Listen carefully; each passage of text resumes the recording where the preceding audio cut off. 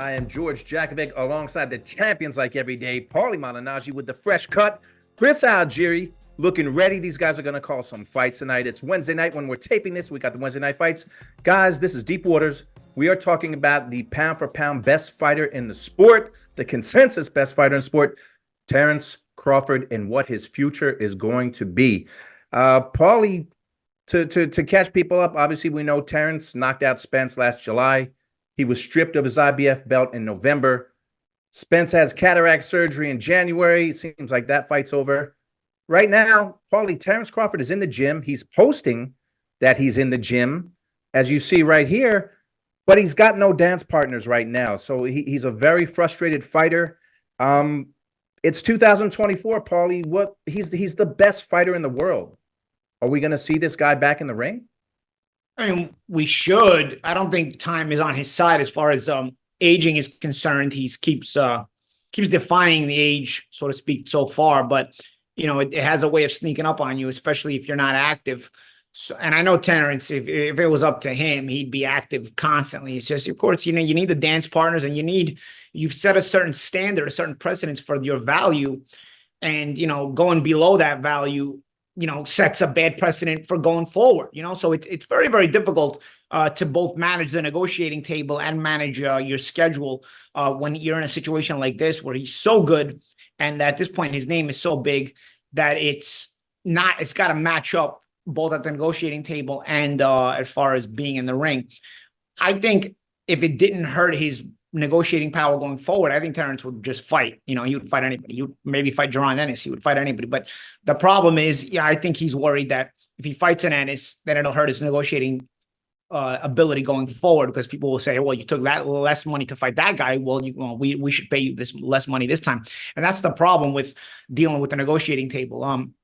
So I think it's a frustration, because you got a guy who loves boxing, wants to stay active, is in the gym, wants to fight, but at the same time doesn't want to undervalue himself. And so, you know, you're being pulled in two different directions. And it's a shame, because, you know, the people that lose out. The fans who want to see him fight, the fans that are entertained by him, the fans that know that this special talent is only going to be around for so much longer. So they want to be able to get more out of him for even their own entertainment value. And, you know, so it leaves the fans frustrated too.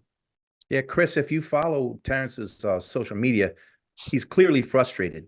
I mean, he wants to fight more than once a year, and he's only fought once in 2020, 21, 22, 23. He's only fought once a year. He's been on social media, and you've seen here, you know, he wants to fight more than once a year. He's a frustrated fighter. He also seemed to put to bed the rematch with Errol Spence.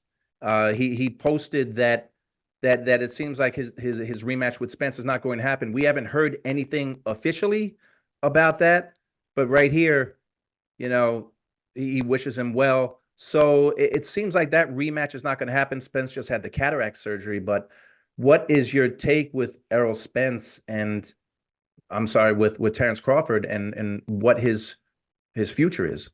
You know, obviously he's frustrated. We can see that from his post. I'm frustrated as a boxing insider who wants to see, you know, like he said, the greatness be able to continue to perform. The fans are frustrated. But listen, this is just boxing. This is what boxing does. It's a frustrating business. It's a frustrating sport. It's why it doesn't grow to the lengths that it should. It never reaches the heights that it should, or hasn't in so long. Because guys, they take a fighter like Terence, who should be active. He should be the face of boxing right now. He's the best fighter in the world, pound for pound, and he's sitting out. Why? He wants to fight. It's not him, anything on his side that's keeping him from competing. But boxing's keeping him from competing. The promotional companies, the fighters themselves, you know, making these deals. It shouldn't be that hard to make a fight with the most talented fighter in the world, the pound for pound #1. He should be active. The sport would be way healthier if he were. But that's an unfortunate thing that boxing does. It constantly shoots itself in the foot. We talk about the boxing giving itself black eyes. There's no more eyes to get to blacken. It's constant. It's every year. And this is just another example of how boxing shoots itself in the foot and doesn't allow itself to grow to the heights that it deserves. Because those of us who are in the sport understand what we have in front of us. We understand how great this business could be and understand how talented these fighters are. And Terence is one of those generational talents that should be active. We should be seeing greatness on display over and over again this year. It's going to be most likely his last year or two in the sport, and we should be getting his biggest fights. That's what he deserves. That's what the sport deserves. That's what we as fans deserve. But once again, boxing will not allow it. Well, Paulie, let's talk about some potential opponents, and let's talk the most recent one who's been talking, Teofimo Lopez, who has a belt at 140. They're only 7 pounds apart, 140, 147. But Teofimo Lopez has been asking for a shot at Crawford, and he's been just downing all of Crawford's opponents at 147, saying they were all hurt, they were all compromised. Teofimo Lopez, is that is he a valid opponent for Crawford? And do you think that fight could happen this year? I mean, I think he is. I don't know. I just don't know. Again, boxing getting itself getting in its own way, like the champ Chris was just saying. Well, one of the ways boxing is going to get in its own way for this matchup is I don't think Terence Crawford left Top Rank just to go back to work with Top Rank. You know, once Mayweather left Top Rank, that's it. He wasn't fighting any of their fighters. You know, I'm not sure that that's actually feasible if Teofimo Lopez is with Top Rank, because I'm not sure that Terence Crawford would have left Top Rank just to go back and fight a Top Rank fighter and deal with Top Rank again. Otherwise, he would have just stayed there, right? So I don't know. I mean, it's an interesting opponent. You know, Lopez is an ex-lightweight, but then again, so is Crawford. They're both special fighters in their own way. We've seen Crawford obviously be much more consistent, but we've seen Teofimo look lights out whenever he stepped up in competition. You know, it's a fight that would interest me. You know, it's definitely one of the names that, you know, I think I'd like to see in with Crawford, but I don't know. Again, you're dealing with a negotiating table too, and I think Lopez has been underpaid, so to speak, as far as what his value has been and what he's fought for. So I don't know. Again, once you have done that, you've now set a precedence for your negotiating ability, because the precedence is a certain threshold of money. So does that mean that fight in general is belittled financially? And that's, you know, when you get to the age Crawford is at, you're also looking at that. You're looking to set the precedence for that too. And you don't want to, again, go below your standard. As I said earlier in my opening comments, Lopez is from a sporting sense, from a boxing sense, I think Lopez is an interesting fight. And it's a fight I'd certainly be interested in seeing. But, you know, unfortunately, this is a business before it's a sport. And that is one of the things that people always have to consider, unfortunately, when they're not getting the fights they want or when things like this are happening. This is a sport, but it's a business first, and not by choice. I mean, we love for it to be a sport first, but it's not. As much as you want to believe it is, it's not. And that's why you have bad decisions when money fighters don't deserve them and they get them and things of that nature. So it all goes back to the same thing. This is a business before it's a sport.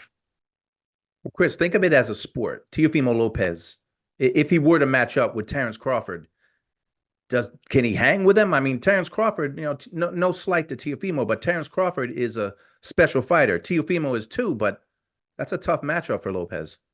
No, it's certainly a tough matchup, but does the fight like pan out? Does it work from a boxing standpoint? Yes, absolutely. In terms of them matching skills, absolutely. Teofimo Lopez does belong in the ring with Terence Crawford. They're both extremely special fighters. Potentially, you know, some of the best fighters in the world today. You know, Teofimo, again, we always bring up the Kambosos fight. You take that fight out of the mix and you're talking about Teofimo as being one of the top fighters in the world pound for pound. But you can't do that because the fight did happen and he did lose that fight. So, you know, that's always going to be there. And that might deter some people, especially outsiders, when they're looking at this fight. I think everyone inside the sport looks at that matchup and goes, never thought about that, but that's actually a good fight. Just like the Paulie Malignaggi, the champion, just said, you know, yeah, no, the fight is interesting. It's very interesting. Anyone who knows the sport would say this is interesting. The issue, again, comes with exactly what Paulie was talking about, the business side. What happens when they come to the table? That's going to be a vicious negotiation back and forth, because you got two guys who have themselves very highly touted. Teofimo more so in his mind than on paper. Crawford, both. You know, he deserves all of it. But Teofimo, where he's at in his mind, coming off of that huge Taylor win last year, which was for many, an upset victory. I think most boxing insiders were picking Taylor. And Teofimo, to put on a performance that he did, virtuoso, he holds himself a very high regard too, and just thinks that he deserves a lion's share of the money as well. So that negotiating alone, just between those two egos, is going to be huge. Then you got to think about now the real business side is the opposite ends of the street in terms of the promotions. Who's going to take less money? What's the split going to be? Those are all big obstacles in making that fight happen. But if it were to happen, if they were in the ring, absolutely, I would sign up for that. I would be interested. I don't think it's a blowout, although it could be, because we didn't think Spence and Crawford was going to be a blowout. But that's just how good these kind of guys are, and these matchups can be. But no, it's an interesting fight if it were to happen. I do believe that Teofimo would belong in the ring with a guy like Terence Crawford. But how realistic is that fight?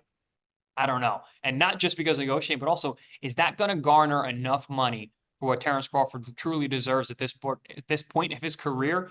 Because Teofimo is not going to have that casual outsider fan backing, I don't know if it generates enough money, which is why you hear Terence Crawford talking about Canelo.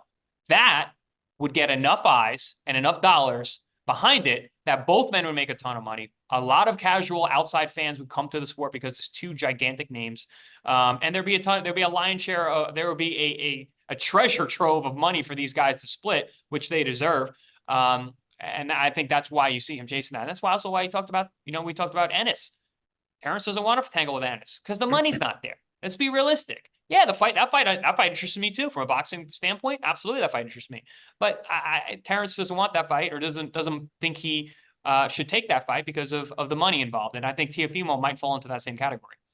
Well, let's talk Canelo, because you led right into Canelo, and that's where this was going. Paulie, Terence said he wanted Canelo after he beat Spence. He threw out Canelo's name. Now, Terence fights at 147. Canelo's at 168. That's 21-pound difference. I know there's a lot of issues making the fight, contractually, other sides of the street and everything. Although, well, the point is, Canelo has said it's not in his plans right now. So I think that kind of moots that right there. But from a sporting standpoint, can Bud hang in a fight with Canelo Alvarez? I mean, I think, pound for pound, he's better. He's overall more skilled, but I think Canelo is too big. I think he's too big. I mean, don't get me wrong. If I'm wrong, I wouldn't be the first time wrong about Crawford. I thought Jeff Horn might be too big because he's a physical 154-pounder. And I thought Crawford, being an ex-lightweight, may not be able to hang even if he was more skilled with the physicality of Horn. But I was wrong there. But now you're asking me to jump again a couple of more weight classes, And so, if I went into the Horn fight thinking Crawford might not be big enough, okay, I was proven wrong there. But are we dealing with 2 more weight classes? And now, because I don't think Canelo can make 160, otherwise he'd still be fighting at 160, right? I don't know. I don't know. I mean, I think it's too much. I think it's too much of a weight jump. I think it would definitely reel in and fish in all the casual idiots, and they'd probably make it a bigger fight than it needs to be. But I'd rather see Crawford in more interesting matchups from a boxing perspective. And I don't think Crawford and Canelo is interesting from a boxing perspective.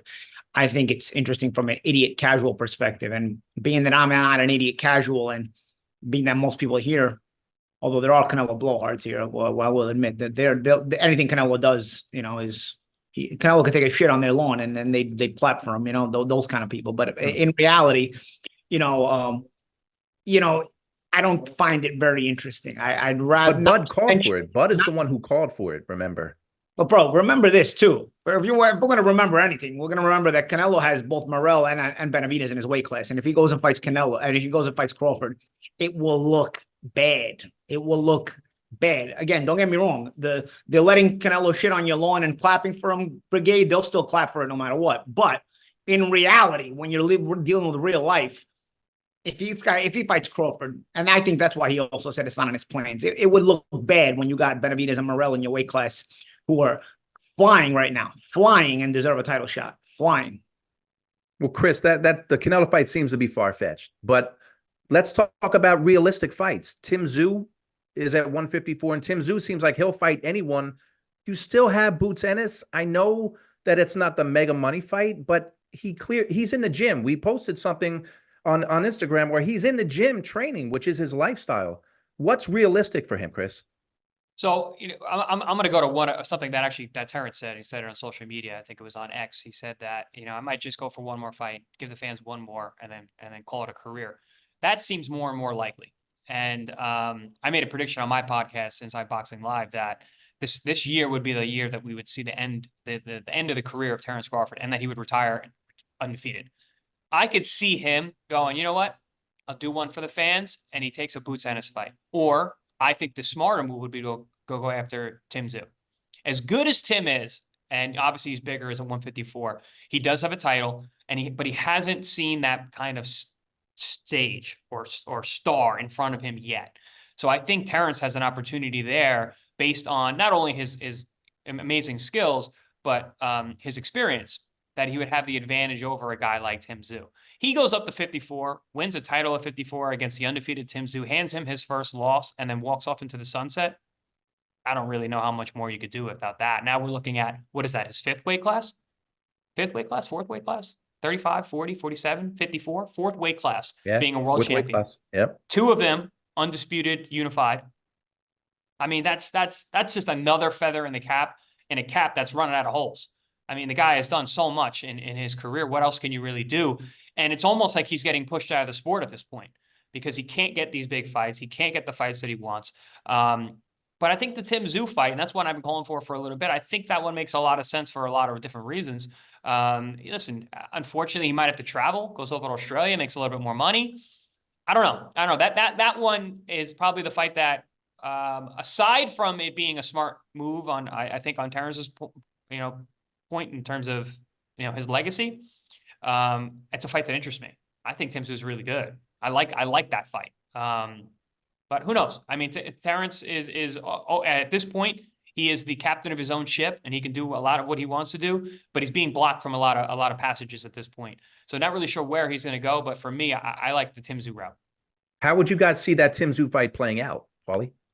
It's my favorite fight out of the bunch because Tszyu is probably the next biggest name out of the guys being mentioned besides Canelo. He's got an entire country, an entire continent behind them, and he's the son of a legend. He's getting better and better himself. He may be a little raw in some ways, but he's also a guy who has been so dominant that he mandates continuous step-ups. There's probably more upside in it for Tszyu than there is for Crawford because Tszyu is young and, well, he's not super young, but he's young enough. And young in his career. Yeah, young in his career. And a win over Crawford would elevate him to superstardom with plenty of years in front of him. While Crawford is kind of already a superstar towards the end of his career, if Crawford beats Tszyu, it's like, okay, it's something extra special too because he won a title at 154 pounds. But it's also almost expected, even if that's sort of the standard Crawford is at, not to downplay Tszyu, but it's the standard Crawford has set for himself, the precedence that's been set for Crawford. But I think it's a risk fight too, because again, Tszyu is flying himself, and it's the potential to be more special for Tszyu than it is for Crawford. So I think it's the riskiest fight, realistic, besides Canelo, which is a joke of a fight. That's obviously the biggest risk from a standard point of losing. But I think the Tszyu fight from a competitive standpoint is interesting. From a risk standpoint is interesting.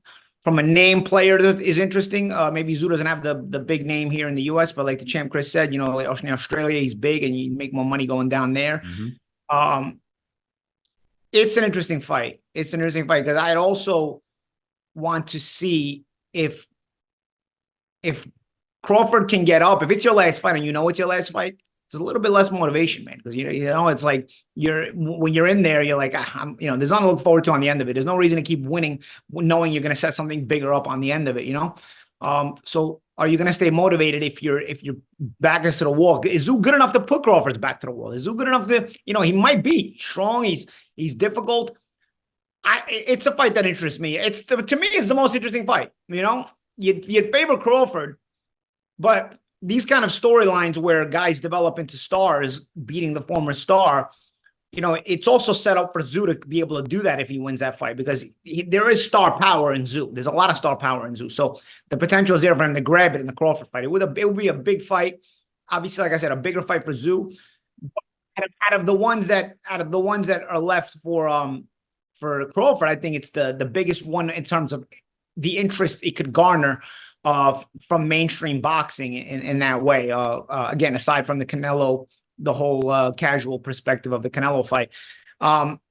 Way bigger name for me than Jaron Ennis, which is unfortunate because, like I said, I think PBC misplayed the cards with Jaron Ennis. The IBF should have stripped everybody 2 years ago, allowed Ennis to become champion and develop as a champion for 2 years, making title defenses. Now you would have a demand as a guy who's been world champion for 2 years for the unification, the real unification, as opposed to creating that logjam in the welterweight division, everybody leaving and leaving Ennis on his own and now just being handed a title.